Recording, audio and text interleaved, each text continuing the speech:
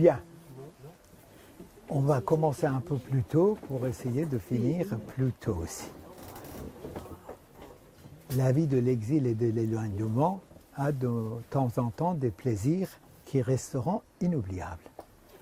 J'aurais jamais pensé de recevoir dans ce Capharnaüm l'arrière-petit-fils de Badi ol-Hukama, la quinquétance de la sagesse, ou le meilleur de médecine, l'un et l'autre. Je suis son petit-fils. Bertrand Badi, que j'ai lu pendant des années avec soif, ses écritures sur géopolitique, relations internationales, un domaine plein de précipices, rocailleuses, de difficultés qu'il réussit toujours à l'expliquer avec une petite graine de humaine, avec un regard autrement qui rend même les lectures les plus ardues agréables.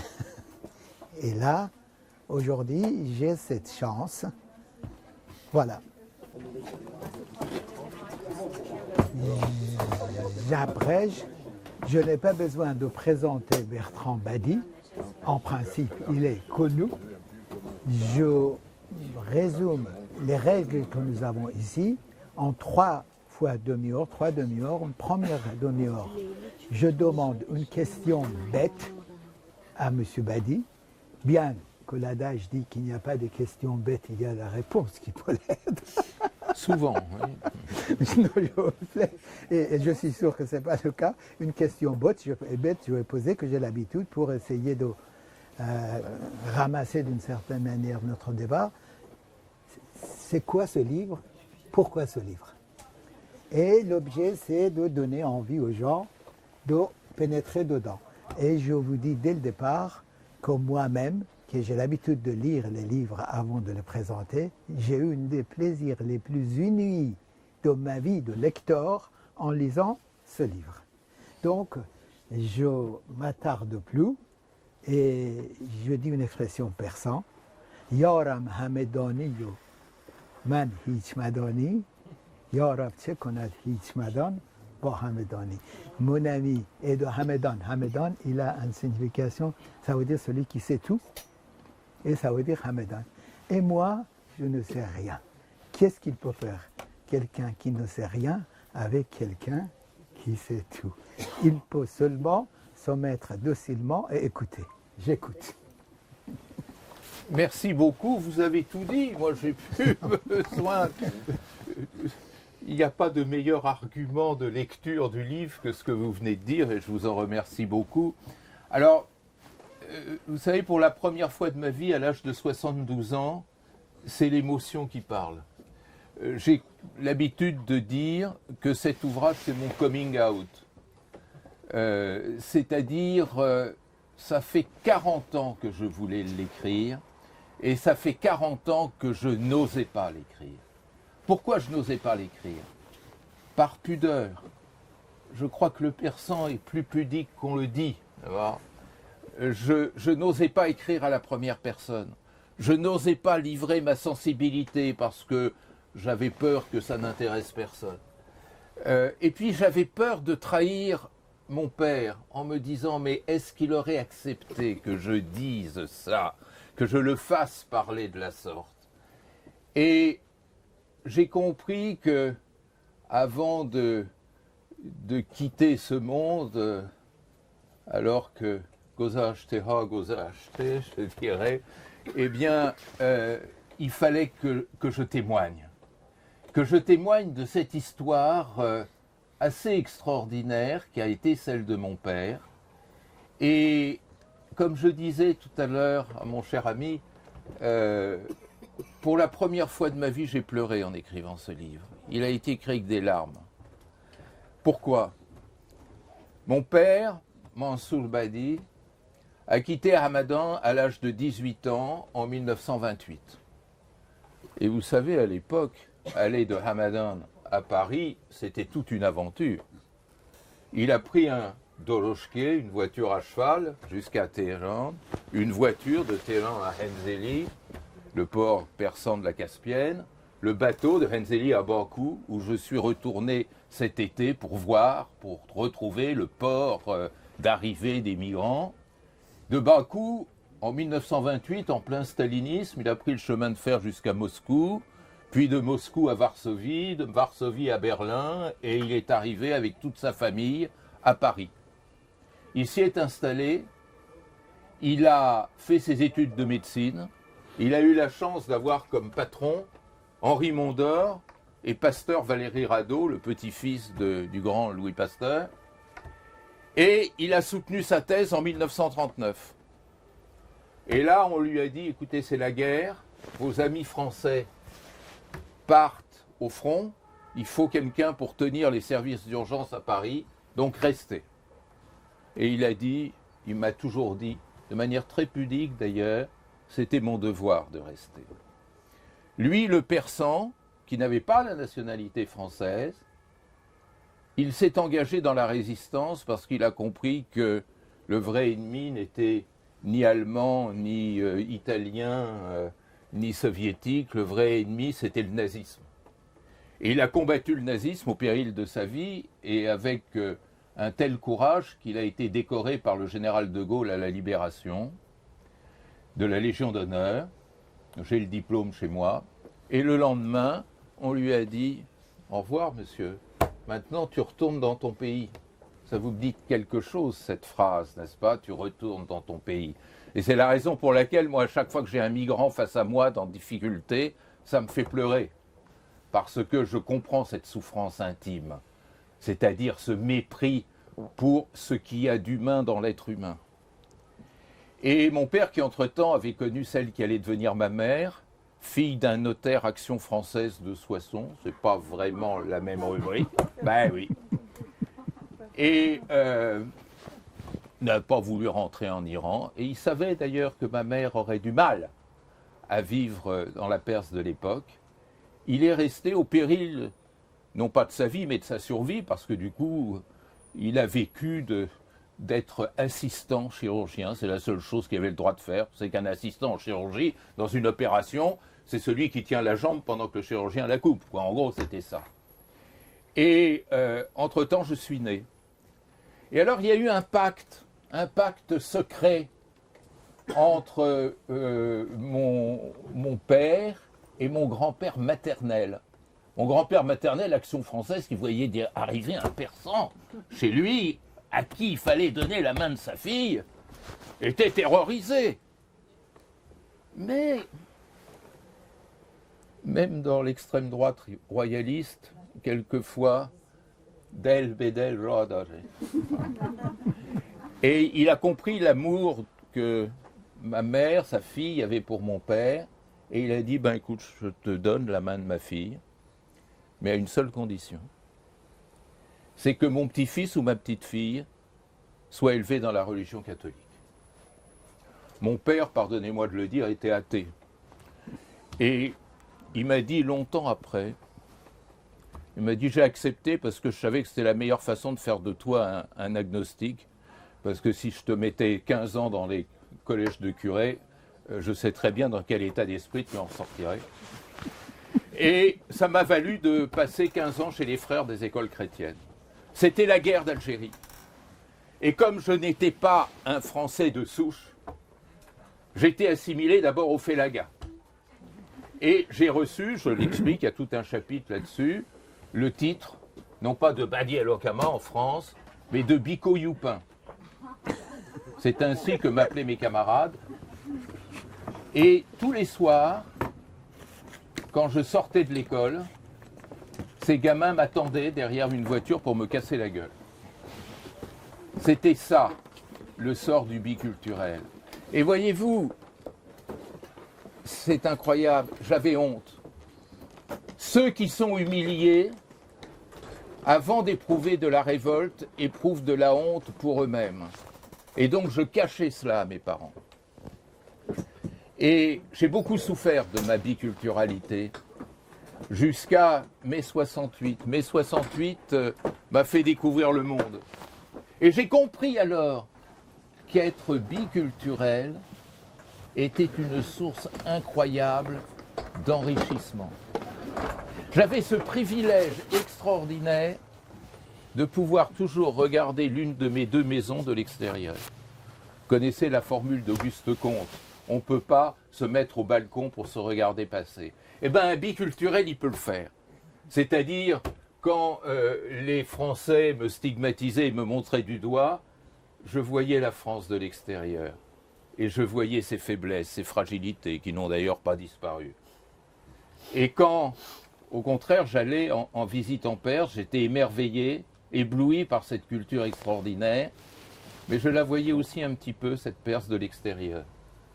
Et cette double extériorité m'a peu à peu conduit, à mesure que l'âge faisait son effet, à une double intériorité.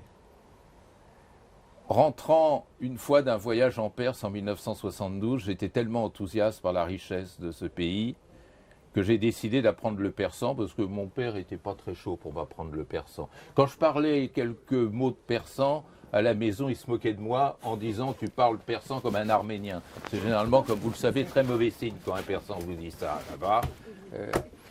Mais c'est arménien. Et donc,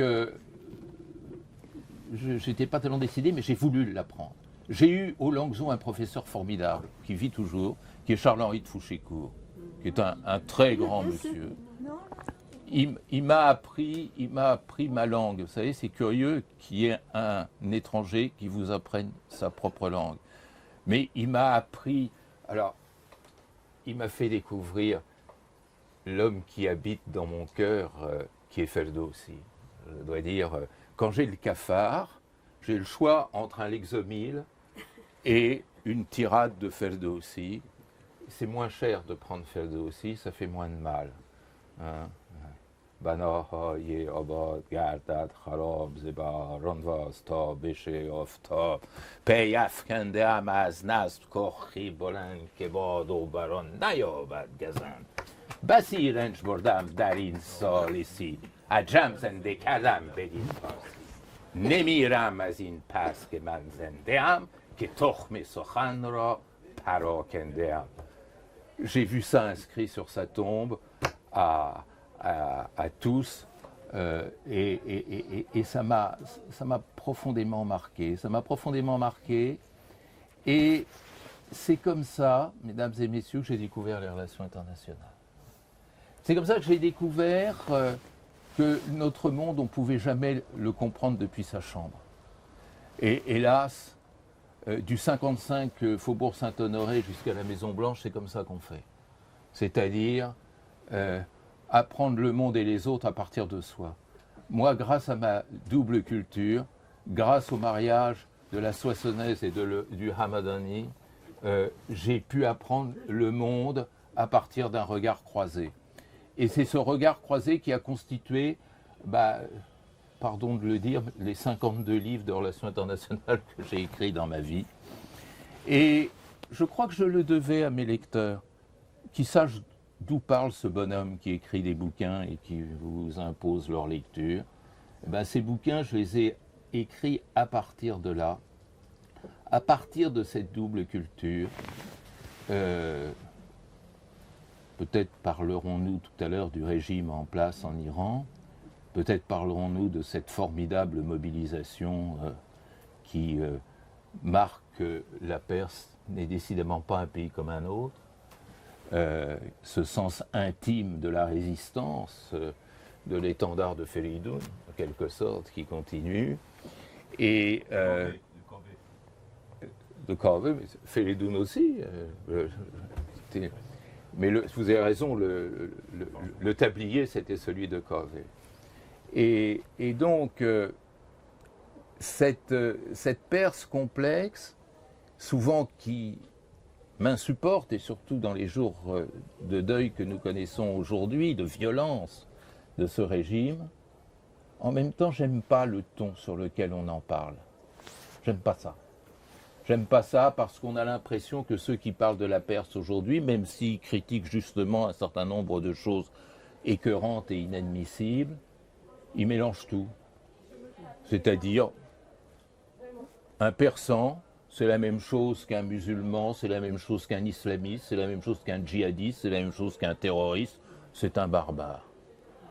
Et tant que ça restera comme une croûte sur l'analyse, eh ben, on ne résoudra pas le problème qui est le seul problème qui compte aujourd'hui, c'est-à-dire celle d'une mondialisation réussie. Voilà la réponse à votre question.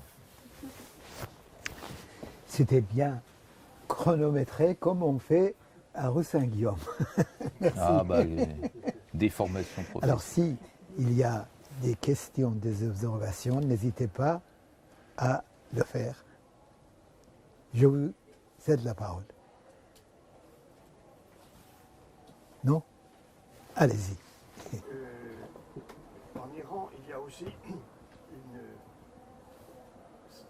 une multiplicité, plusieurs langues qui se parlent.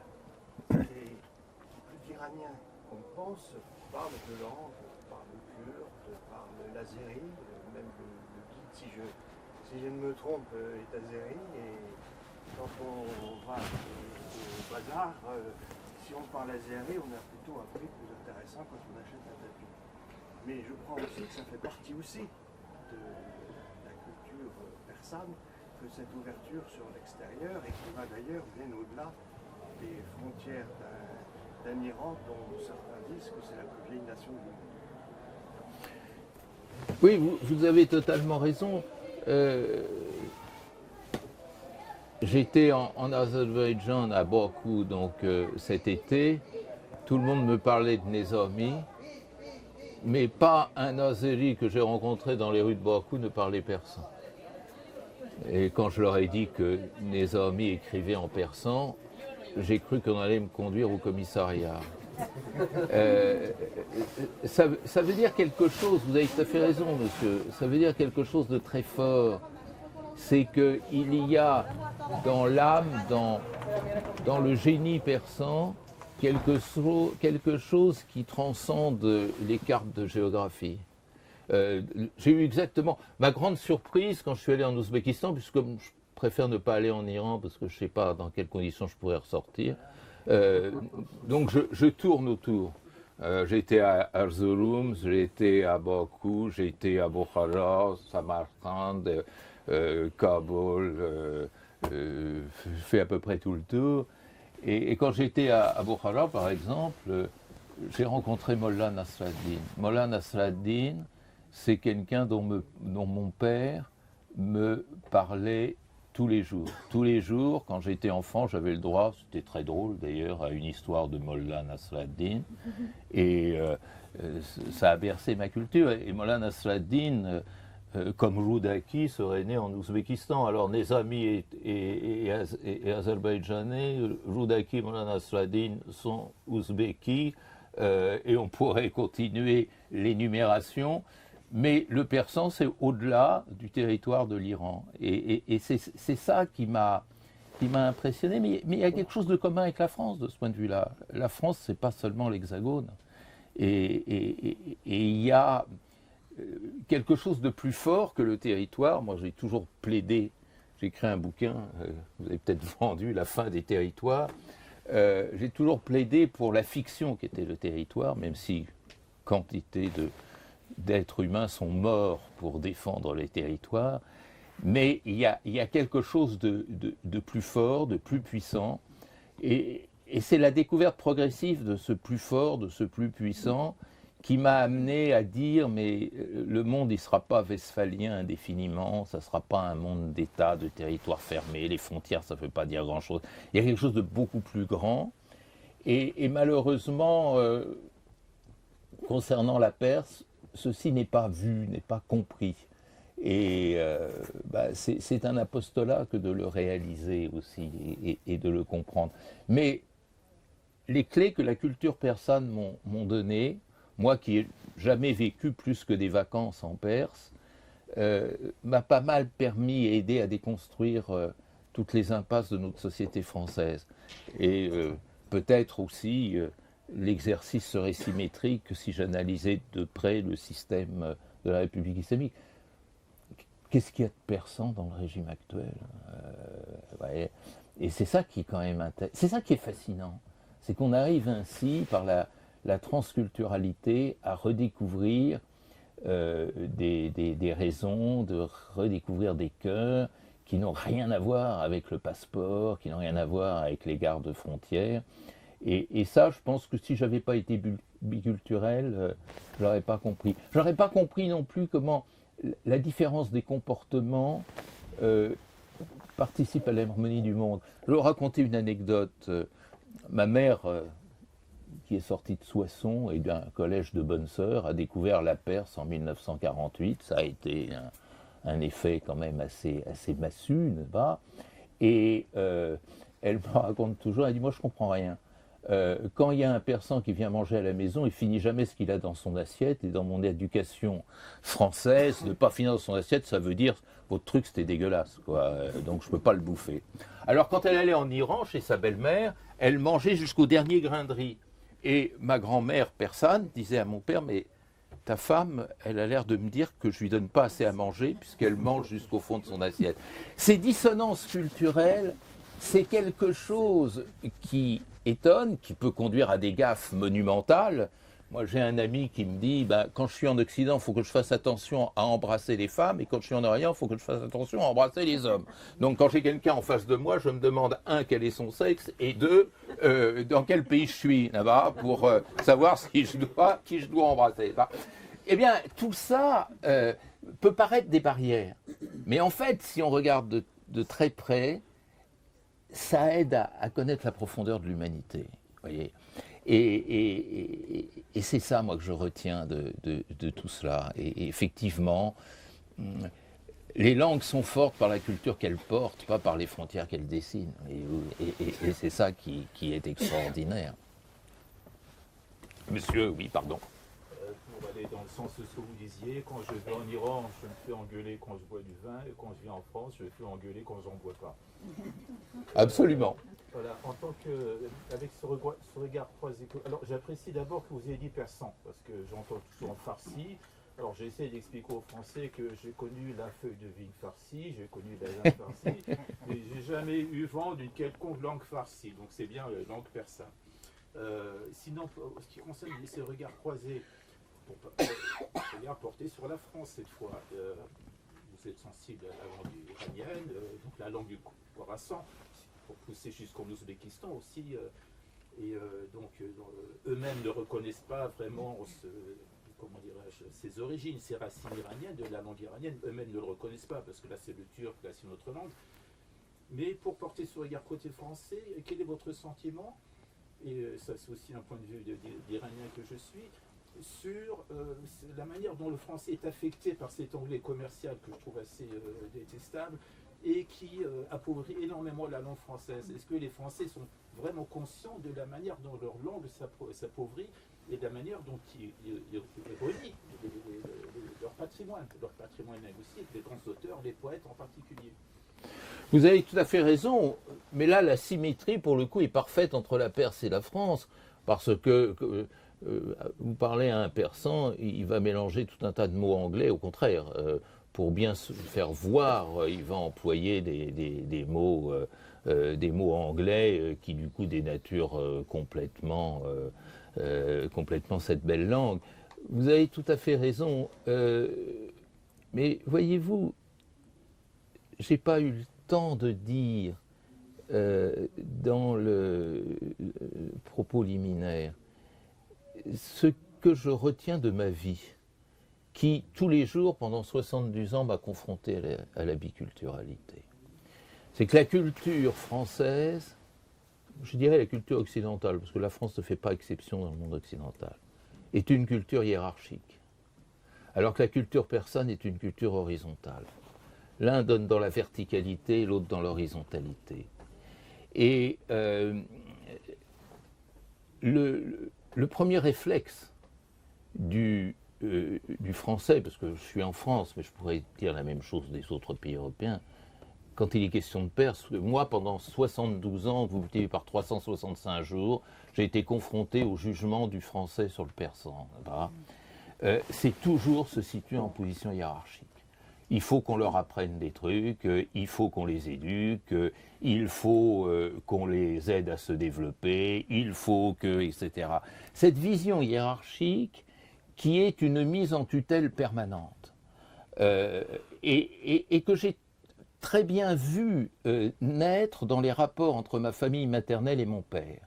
C'est-à-dire ce positionnement hiérarchique. Ah, Mansour, oui, il est docteur en médecine de la faculté de Paris, donc il a déjà fait un bon bout de chemin, c'est très bien, mais le pauvre, il faut quand même qu'on continue à le faire prendre l'ascenseur. Et ça, c'était dit, pardonnez-moi la grossièreté du terme, par des cutéreux, des gens qui n'avaient pas le bac.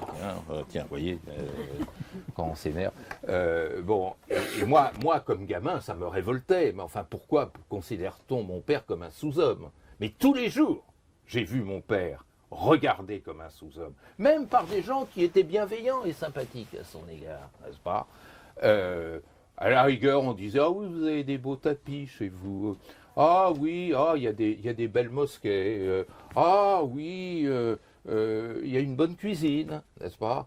Mais Ibn Sina, Farabi, Nezami, Saadi, Hafez, qu'est-ce que c'est que ces gens-là? Bon. Alors que quand j'étudiais le regard de ma famille paternelle sur ma mère, c'était tout à fait différent. Je l'explique beaucoup dans ce livre parce que anthropologiquement, je crois que c'est quelque chose de très important. Le regard de la famille paternelle sur ma mère n'était pas du tout un regard hiérarchique. C'était en même temps de la curiosité. Comment s'est fait un Farangui, comment s'est fait quelqu'un qui vient d'Occident. Mais qu'est-ce qu'ils ont de mieux que nous qui fait qu'ils ont meilleure réputation que nous? Il y avait toujours ce regard interrogateur, cet examen permanent. Et alors c'est très intéressant. Dans un premier temps, cette peur de mal faire, cette peur de faire une gaffe qui va vexer la Farangui, l'occidentale. Et j'ai vu dans les années 70 ce phénomène pivoter. De la peur de mal faire, je voyais sortir peu à peu le dépit à l'égard de ceux qui croient toujours bien faire. La fascination a peu à peu tourné à la détestation. Et ça permet de comprendre parfaitement le grand virage de la révolution de la fin des années 70. C'est-à-dire le moment où, effectivement, la détestation l'a emporté sur la fascination. Et je me rappelle l'été 77 à Téhéran, je ne sais pas si certains d'entre vous s'en souviennent, il y avait une panne générale d'électricité tous les jours à Téhéran. Il faisait 45 degrés et le couleur, comme on dit à Téhéran, ne fonctionnait pas, le frigidaire ne fonctionnait pas, c'était l'affolement général. Et qu'est-ce qu'on disait? Un Français pédale sur terre, c'est un pédale ça, un massoulé. Et c'est-à-dire, ces fils de chiens sont responsables de tout ça parce que c'est les Français qui avaient installé le. Bon, en fait, ni les Persans ni les Français n'étaient responsables. Il y avait simplement, comme il y a en ce moment en France, une espèce de dérèglement. Mais j'ai vu ce tournant. De même que j'ai vu quelque chose que je raconte dans mon livre qui est absolument extraordinaire. On était dans le salon de ma tante, grande bourgeoise téhérani, et qui avait une télévision. Alors, télévision dans les salons persans des années 70, c'était sacré. Bon, on se réunissait, on regardait les programmes occidentaux. Puis tout d'un coup, on a vu arriver le cuisinier, le picheret-mat, qui arrive dans le salon, qui débranche la télévision et qui part avec. C'est un acte révolutionnaire. Je pense que la révolution de 79, elle a commencé là. Ce jour où il est arrivé, il a débranché la télé, alors qu'on la regardait, et il est parti avec. Tout le monde se dit, mais qu'est-ce qui se passe? Alors moi, je l'ai suivi. Il est allé s'installer dans son fief, qui était la cuisine. Il dormait par terre dans la cuisine. Bon, la condition sociale, faut dire, elle n'était vraiment pas terrible à l'époque. Il a branché la télé. Qu'est-ce qu'il a regardé? L'inspecteur Colombo. Et ça, c'est toute l'ambiguïté du rapport à l'Occident. Allez-y. Vous avez dit que vous avez mis plus de 40 ans pour écrire ce livre. Ma question, est-ce que c'est votre part persane ou votre part française qui a pris la plume pour écrire ce livre? Ah, oui, belle question qui va m'empêcher de dormir cette nuit. Ouais, parce que juste un petit mot, parce que c'est fascinant votre trajectoire, parce que contrairement à Tocqueville ou Louis Dumont, qui étaient obligés de quitter la France pour connaître leur pays, vous êtes resté à l'intérieur et vous avez porté un regard critique sur la société dans laquelle vous vivez. C'est le privilège des biculturels, ça. Ça, Et c'est ce que j'explique. Le sens de ma question, c'était... Alors, non, mais votre question, elle est fascinante. Moi, quand je vais, comme je fais très souvent, dans les lycées de Seine-Saint-Denis, je leur dis toujours, vous avez une richesse en vous-même que vos camarades de Neuilly-sur-Seine n'ont pas. Parce que vous pouvez reconstituer le monde à partir de cette confrontation de modèles qui est en vous. Alors, je ne me défilerai pas la réponse de votre question. Vous êtes en train de me psychanalyser. J'y vais, je réagis. Ancien élève, Mais non, mais c'est fascinant. Moi, j'adore. Je vais dire, c'est ni le côté persan, ni le côté français, parce que si ça avait été l'un ou l'autre, j'aurais jamais pu l'écrire. J'aurais eu le sentiment d'écrire avec ma mère derrière moi et avec un regard suspect sur mon père, ou mon père derrière moi avec un regard suspect sur ma mère. C'est l'humain qui a écrit. C'est l'humain. Et permettez cette phrase immodeste, mais c'est là que j'ai gagné. C'est-à-dire être capable d'écrire à partir de son humanité, beaucoup plus qu'à partir de sa francicité ou de sa personnalité. C'était mon pari, alors c'est à vous de décider si je l'ai réussi ou pas, hein, c'est tout le problème. Mais je pense que, ne serait-ce que d'un point de vue épistémologique, les auteurs doivent, surtout s'ils travaillent sur les relations internationales, s'ils travaillent sur le vote en Saône-et-Loire, ça n'a aucune importance. Mais s'ils travaillent sur des questions du monde, il faut savoir écrire à partir de l'humain et non à partir de sa nationalité. Et ça, je pense que c'est la base d'une nouvelle épistémologie. Ça fait un peu ronflant comme cri, mais je pense que c'est ça. Je pense que c'est ça. Mais je vais continuer à réfléchir à votre question. J'ai une petite question moi-même. Humanité, peut-être c'est plus abstrait. Ah bon? Personnalité ou francité. Il y a deux substances, et puis l'humanité, c'est quelle substance? Ah, moi je crois que c'est très concret, l'humain. Qu'est-ce que c'est que l'humain? Je vais vous faire une confession. J'ai eu la chance, dans ma vie, d'aller faire des conférences dans 115 pays. À chaque fois, j'ai retrouvé exactement les mêmes personnes. C'est-à-dire des êtres, figurez-vous, qui ont 2 bras, 2 jambes, une tête, des souffrances, des plaisirs, des bonheurs, des malheurs, des joies, des peines, des parents, des amis, des ennemis, etc. Et cet humain, c'est déjà tous ces attributs-là, c'est pas abstrait ces attributs-là. Et puis c'est aussi des besoins fondamentaux. Moi j'entends reconstruire la relation internationale à partir de ces besoins humains fondamentaux, c'est-à-dire la sécurité alimentaire, c'est-à-dire la sécurité sanitaire, c'est-à-dire la sécurité climatique, c'est-à-dire la sécurité économique. C'est ça le projet humain. C'est déjà pas mal. Si on partait de là, il y a des grands hommes qui ont commencé à nous éclairer de ce point de vue-là. Lisez ce formidable livre, L'agenda pour la paix de Boutros Boutros-Ghali. C'est exactement ce qu'il a dit. Lorsqu'il a dit que la plupart des guerres aujourd'hui sont dues à l'injustice sociale. C'est faux de dire que la guerre au Sahel, c'est une opération de terroristes criminels. Non, la guerre au Sahel, c'est la décomposition de sociétés qui sont en train de crever. Et ça, c'est du très concret.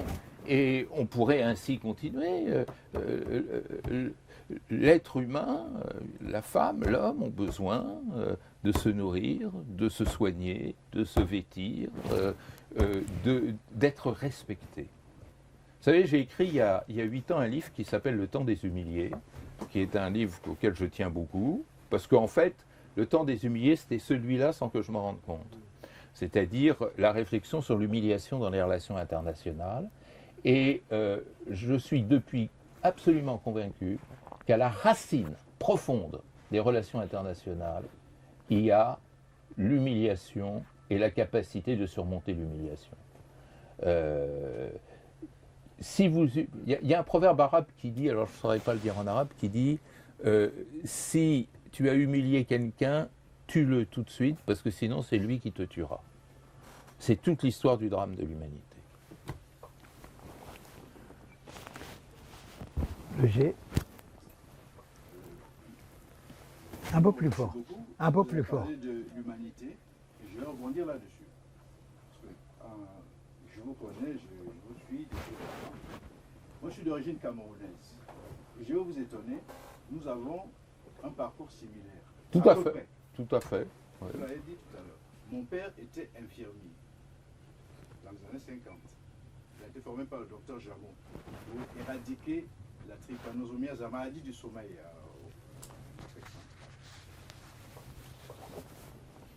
À l'indépendance, il est devenu médecin africain dans les années, à la fin des années 50. À l'indépendance, il est devenu médecin. Bombardé médecin. Il était marié à une femme camerounaise aussi, mais d'une autre ethnie qui se croyait supérieure, parce que nous aussi on a nos rivalités internes. Donc il avait cette espèce de mépris interne. C'est dans cet esprit-là que j'ai grandi. Donc ma première langue a été le français. Ma seule langue maternelle a été le français. Au Cameroun. Aujourd'hui, dans mon pays, il y a des chiites, mais qui vont à Rome. D'accord. Donc, est-ce que là, il n'y a pas, justement, le fait que nous sommes en train de basculer d'un monde qui était le nôtre, les humiliés et autres, à un monde aujourd'hui, je reprends un terme qui n'est pas de moi, mais de Fela, où, par rapport aux Africains, je parle des Africains d'Afrique subsaharienne, où on est dans une espèce de, son expression c'est second generation slavery. Les Africains sont dans cette situation aujourd'hui où, comme vous avez parlé d'humiliation, ils ont tout à perdre, il n'y a plus rien, il n'y a aucune perspective, ils payent pour être esclavagisés. Oui. C'était un peu long, excusez-moi. Non, je vous en prie. Je suis partiellement d'accord, partiellement en amical désaccord. Je pense qu'effectivement, cette mutation vers le religieux, qui d'ailleurs n'a jamais été une mutation totale, parce que dans la colonisation, il y avait un ferment religieux. Hein. Le rôle des missionnaires et de la christianisation en Afrique a été absolument essentiel. Simplement, il y a un changement de positionnement. L'islam était l'instrument de contestation révolutionnaire. Tous les grands Africains révolutionnaires, je pense par exemple à Hadj Omer Tall, ont fait un détour par la Mecque pour soulever les Africains contre la tutelle occidentale. Simplement, d'instruments d'émancipation qui était l'islam au XIXe siècle, c'est devenu maintenant un instrument d'asservissement à travers, justement, alors vous citez l'Iran, mais on pourrait parler de l'islam marocain, on pourrait parler de l'islam saoudien, on pourrait parler de l'islam turc. Il y a une sorte de, effectivement, de constellation religieuse asservissante. Il y a quand même une grande différence qui me rend peut-être plus optimiste que vous, c'est que moi, j'ai une passion très forte pour l'Afrique et je pense que ma biculturalité explique cette passion, justement, ce besoin d'aller vers l'autre, hein, cette découverte de l'altérité. Et quand je vais en Afrique, je découvre aujourd'hui, dans l'Afrique d'aujourd'hui, des amphis, puisque moi, je vais que dans les amphis, hein, je vais ni dans les Hilton, ni dans les salons. Hein, eh bien, dans les amphis, je découvre une jeunesse africaine qui est complètement émancipée de tout ça, qui a une pensée originale, propre. Et quand je dis la jeunesse africaine, c'est les étudiants et c'est les jeunes profs. Il faut regarder dans cette direction. On ne regarde pas dans la bonne direction quand on parle de l'Afrique. Moi, quand j'ai le cafard, je vais dans un amphi africain, il y a 500 jeunes en face de moi, ça pétille, c'est à bas les modèles, on se fout des modèles, quels qu'ils soient, et on est en train de reconstruire l'Afrique. Alors quelquefois sur un mode assez violent, mais ce qui est intéressant, c'est que justement cette réflexion moi, que j'ai menée secrètement pendant 40 ans sur l'altérité permet de recentrer la mondialisation sur sa réalité. C'est-à-dire, à force de penser l'altérité, on est en train d'imaginer un monde qui est plus interdépendant dans la diversité que hégémonique. J'ai écrit un bouquin, pardon, à chaque fois de faire des pages de publicité, qui s'appelle L'hégémonie contestée, parce que je pense que dans la mondialisation, l'hégémonie, ça ne marche pas. L'hégémonie américaine, ça n'a pas marché, l'hégémonie française, ça ne marche pas, l'hégémonie russe, n'en parlons pas, etc. Et donc, il y a, du fait de la mondialisation et du fait justement du contact des cultures, une volonté de dépasser la hiérarchie des cultures pour imposer une altérité horizontale. Enfin, qu'en sortira-t-il je ne sais pas, mais c'est quand même moi mon espoir. Est-ce que vous avez été un jour... Un peu plus fort. Un peu plus fort. Ah, pardon. Est-ce qu'un jour vous avez été tenté, vu la biculturalité que vous ressortez, là, vous avez été tenté par l'idée du retour au pays, au bled, comme on dit? Alors, c'est très touchant votre question.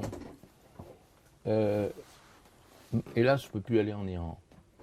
Mais je me rappelle très bien quand j'allais en Iran et que j'arrivais à Mehrabad, l'aéroport de Téhéran, j'avais un sentiment apaisant de retour, j'étais heureux. Et quand je rentrais et que j'atterrissais à Orly, c'était surtout Orly, d'ailleurs Ryanair ça reste Orly, à Orly j'étais content de revenir. Et ce double bonheur a été la source, je pense, de mon émancipation. Et quand je suis chez moi au bord de la Seine, dans un lieu on ne peut plus français, et tour du front de Seine d'ailleurs, plus français, mais on les appelle aussi Iran Tour, tellement il y a d'Iraniens. Mais quand je suis là, je suis particulièrement heureux parce que je redécouvre les Golapash, les Hofta Belagan, tout ce que j'ai hérité de mon père, il y en a partout, les tapis, etc. Et en fait, ça m'a appris une chose, mesdames et messieurs, que je voudrais vous dire très, très humblement, c'est que ça m'a appris, à force de tout cela, à me sentir chez moi partout. Quand je suis à Ouaga, je me sens à Ouagadougou, je vais assez souvent, je me sens chez moi. Quand je suis à Damas, enfin pas maintenant, mais je me sens chez moi. Quand je suis à Pékin, je me sens chez moi. Il y a deux endroits où je ne me suis jamais vraiment senti chez moi, c'est à New York et à Moscou, mais c'est une autre histoire. Est-ce qu'il y a d'autres... Je peux poser une petite question. Ah, allez-y, allez-y. Ah non, non, non, non, non, non. Vous êtes prioritaire. Non, non, j'en abusais moi-même. Spécialiste qu'on entend souvent avec bonheur à la radio ou à la Merci. télé parler du monde. Là, on aimerait vous entendre sur l'actualité iranienne. Qu'est-ce que vous pensez du mouvement de mobilisation? Comment vous l'analysez? Quelle perspective vous voyez à ce mouvement porté essentiellement par des jeunes? Votre analyse pourrait nous être précieuse. Alors d'abord, je le dis en toute humilité parce que, hélas, je n'ai pas le contact qui serait nécessaire pour avoir un diagnostic sûr. Quand il y a eu Tahrir en Égypte, j'étais là, je voyais. Et là, il se passe dans mon pays des choses essentielles et je ne suis pas là pour voir, mais j'entends. Bon. Après 40 ans de métier en relations internationales, j'ai acquis une certitude. C'est que le social court plus vite que le politique. Nous sommes dans un monde d'inversion. Autrefois, c'est le politique qui dirigeait. Aujourd'hui, je crois que c'est le social qui dirige. Regardez les printemps arabes, c'était extraordinaire. Il n'y avait pas de leader, il n'y avait pas de parti, il n'y avait pas d'idéologie politique. Il y avait effectivement des jeunes sur Maidan et Tahrir. Ça a profondément transformé cette société égyptienne, même si ça a mal fini, mais l'essentiel, c'est-à-dire la modification des comportements, a fait son œuvre. Je pense qu'il y a quelque chose de profondément semblable en Iran. Je pense qu'il y a quelque chose qui ressemble à un printemps persan. Parce qu'on retrouve cette même absence de leader, de parti, Ce sont des mouvements anti-léninistes. Rappelez-vous, Lénine, la discipline de fer, l'organisation comme principe révolutionnaire. Là, c'est tout le contraire. C'est la spontanéité, c'est la dynamique sociale. Et elle est redoutable, la spontanéité sociale, parce que on ne peut pas négocier avec de la spontanéité sociale, on ne peut pas réprimer une spontanéité sociale. Elle déborde de partout, là où elle est étouffée, elle repousse à côté. C'est assez extraordinaire, cette horrible, terrible répression sur le Kurdistan, et on voit le lendemain le Baloutchistan à Zahedan, c'est-à-dire l'exact opposé, n'est-ce pas? Le Kurdistan, c'est le nord-ouest, Zahedan, c'est le sud-est, et on voit que ça repart, et puis après, vous avez raison, c'est les jeunes, et ça c'est très intéressant, parce que c'est une jeunesse qui n'a pas connu le régime du Shah, qui n'a pas connu l'épopée de 79, qui, en revanche, est terriblement transnationalisée, qui voit le monde, qui a envie aussi d'être à l'unisson des capacités du monde, ce qui lui donne une force extraordinaire et irrésistible. Et d'un certain point de vue, je m'interroge. Je m'interroge sur deux similitudes, mais rien n'est gagné. La première similitude, c'est 78-79. Il y a beaucoup d'éléments de ressemblance, et notamment la manière dont l'industrie pétrolière est en train de basculer dans la grève, ce qui est un signe extraordinairement inquiétant pour le régime. Et l'autre ressemblance, le